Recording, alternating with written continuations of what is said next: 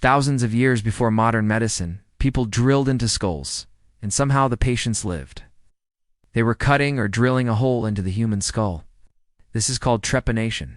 Archaeologists have found prehistoric skulls that date back over 7,000 years with carefully made holes in them. And many of those skulls show signs of healing, meaning that some people survived the procedure. This wasn't a rare occurrence either.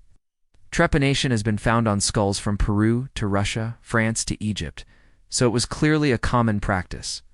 But why would ancient people drill a hole into their heads or the heads of others? Some researchers believe that it was to relieve pressure caused by head injuries.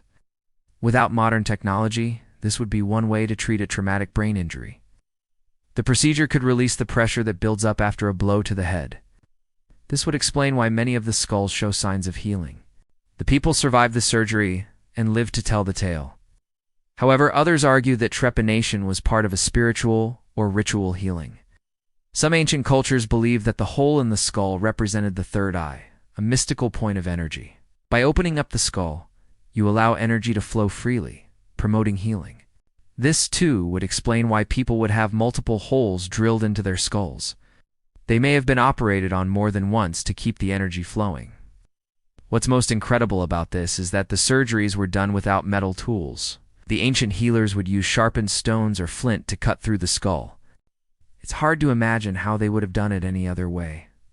But somehow they managed to survive the procedure.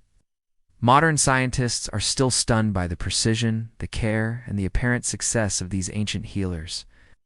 It's amazing to think that brain surgery was being performed thousands of years ago, long before we invented anesthesia or even basic surgical techniques. We may never fully understand how they managed to do it, but the evidence is clear. Prehistoric brain surgery was real. Thanks for watching. Stay tuned for more amazing stories from the past. See you next time.